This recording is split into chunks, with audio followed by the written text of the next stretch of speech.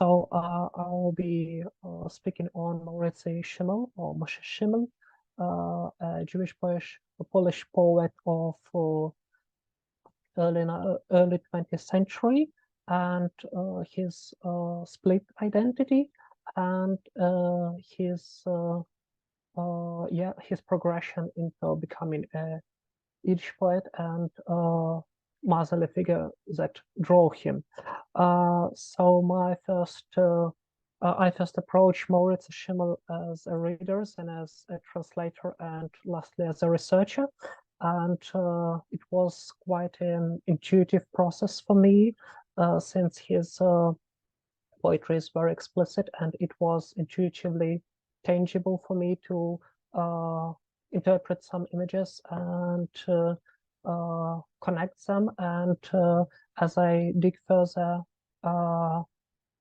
it felt like a self-fulfilling prophecy of a kind. And actually, a lot of my points will be similar to what Joanna Degler-Lissek came to in her article, which is a part of bigger book Twarzoku nocy, twórczość literacka Maurycego Szymla, and I advise this book for a big source, as a main source for your reading. But yeah, back to my research and presentation. Yeah, I will focus on reading primary sources, namely his poems, contextualizing them in the context of his era, and applying mainly Freudian psychoanalysis, although it's not a foolproof for literary methodology, but I chose it since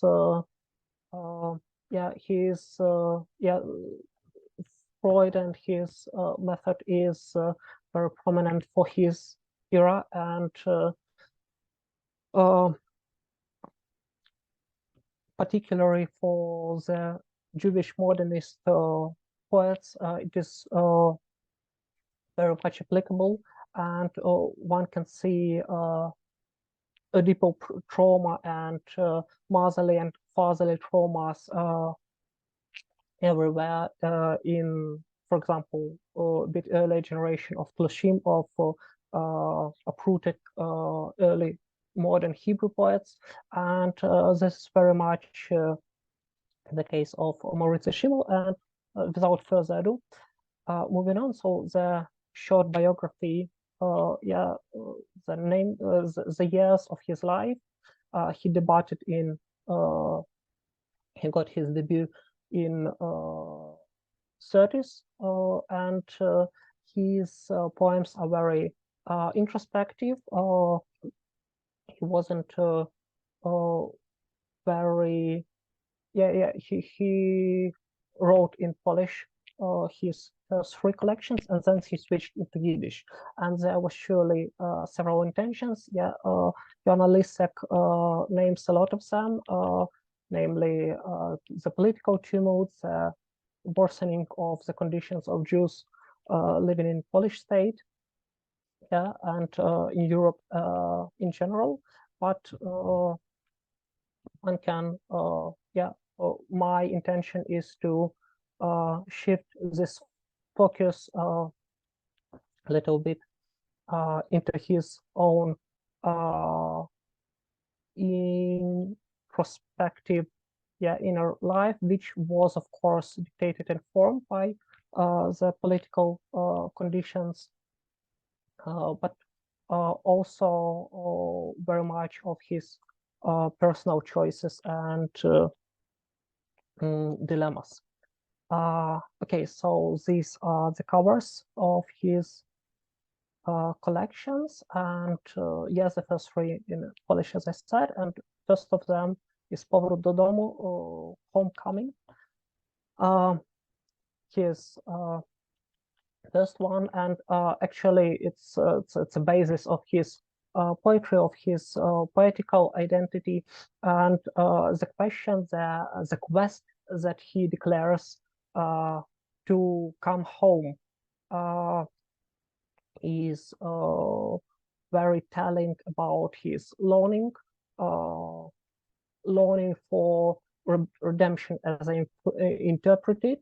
Yeah, and a lyrical hero, speaking in his poems is identical to him biographically.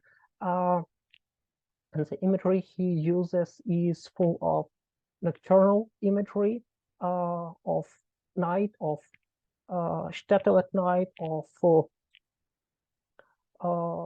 family evenings, and so on and so forth. Returning to biography a little bit, as far as we know, his father left him very early or didn't participate in his family at all. In his school certificate, he mentions only his mother, and father is likely almost absent in his poetry, but mother is omnipresent. So the quest he declares is to find this home, and he's split between 2 and probably even 3 identities of being a Jew, being a Pole. He chooses first to write in Polish, seeking to find place in Polish literature, but also he has some Zionist aspirations, at least romantically. One of the sections of his first Polish collection is called Noce Biblijne, Biblical Nights, and they are actually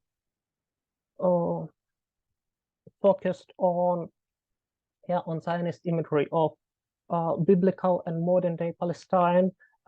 They portray it as a sort of utopical land where he can finally leave this nocturnal imagery behind and flourish. And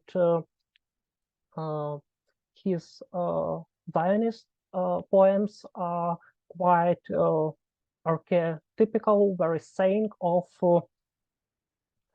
this genre in general. They combine Orientalism, Biblicism, the ideology of labor, and what is important of sexuality. So since the end of 19th century and in 20th century, the trope of Jewish sexual degeneracy was a commonplace in modern anti-Semitism, and Zionists actually took over this trope. They agreed to it, but saw the requirement of Jewish state as a means to cure this kind of disease. And early Zionist poets used the imagery of sexuality, of virility, of becoming a new kind of a Jew, in their poems and in their writings. And Szymel's Palestine-themed poems of his first collection are very reminiscent. So he writes an elegy on Hebrew language. O good timid shepherds, or white biblical people, you hiding in lofty bowls of Hebrew letters, let me walk in your shade, let me, fighting powerlessly with the curse of Piastic words, yes, the words of Piast of Poland, Piastic of night and of sunrises. Stay, don't vanish from my sight into the frozen murk of the river, for I won't reach the deep that eludes my lips.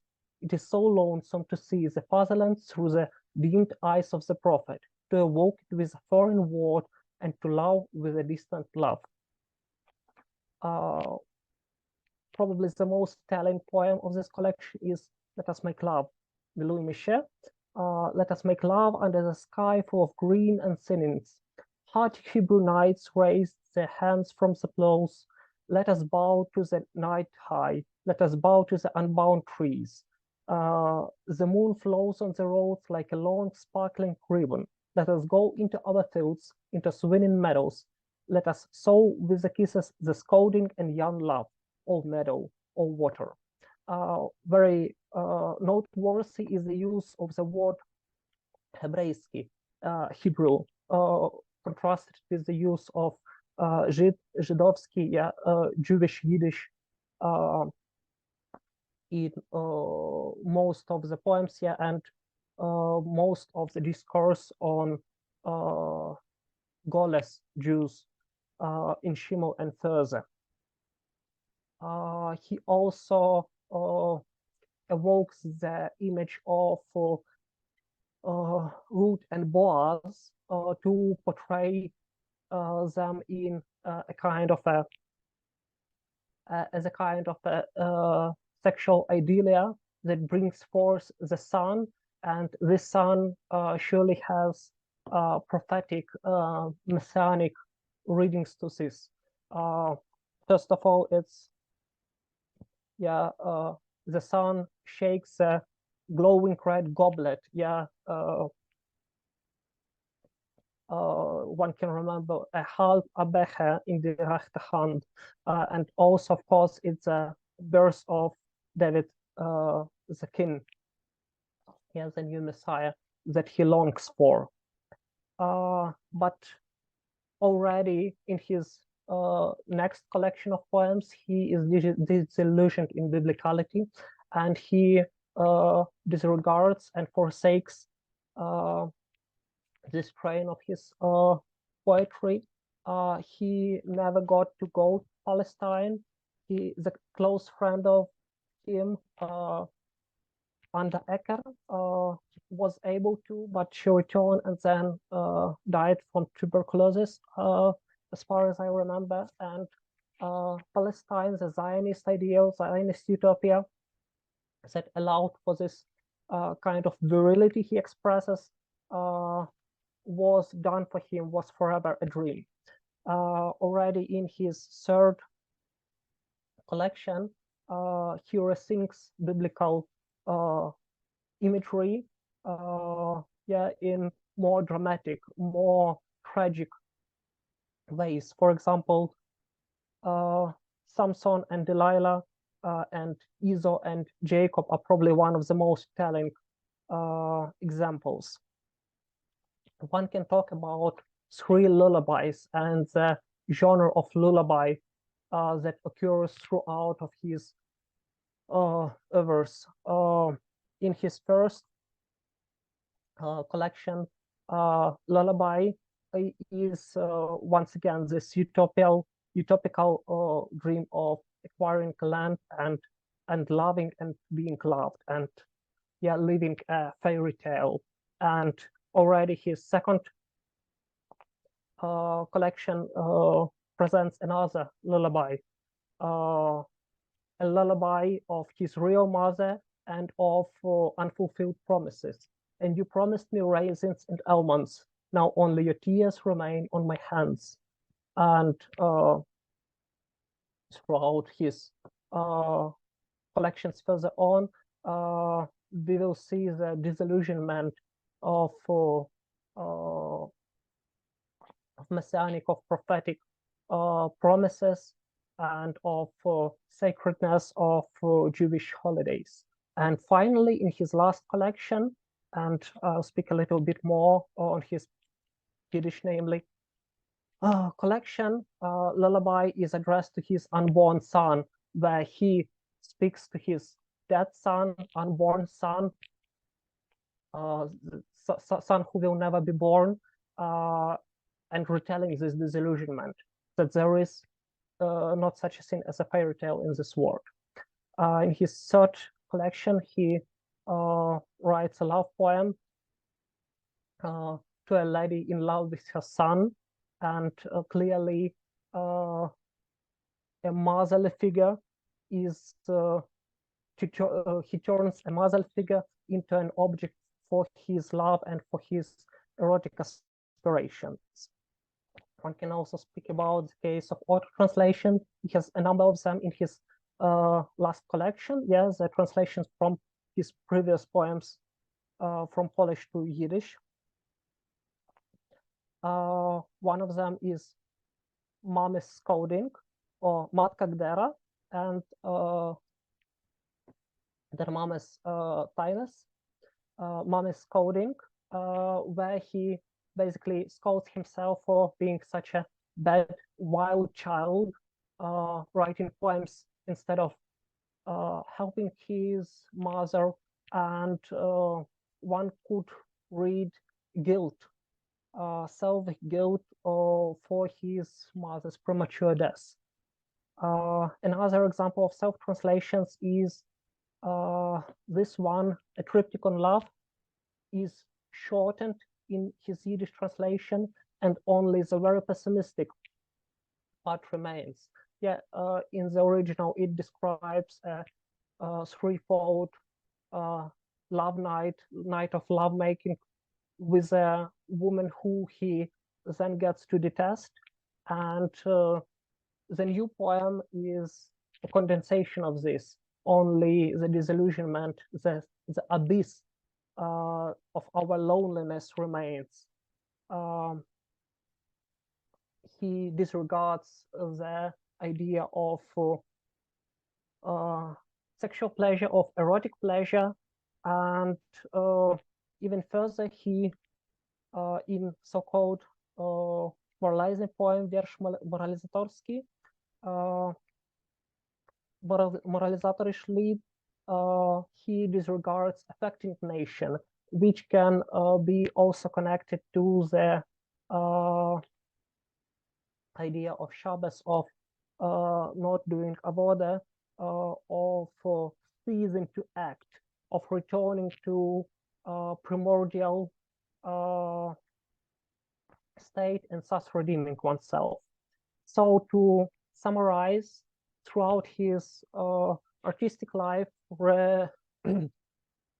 reflecting on his personal achievements and failures, and deeply traumatized by the loss of his mother and the absence of his father, he disregards the virility, the virile option, and which is also informed and dictated by his disillusionment in Zionism. And he returns to a symbolic womb of his mother, a familiar and safe place. He castrates himself with his pen, yeah, his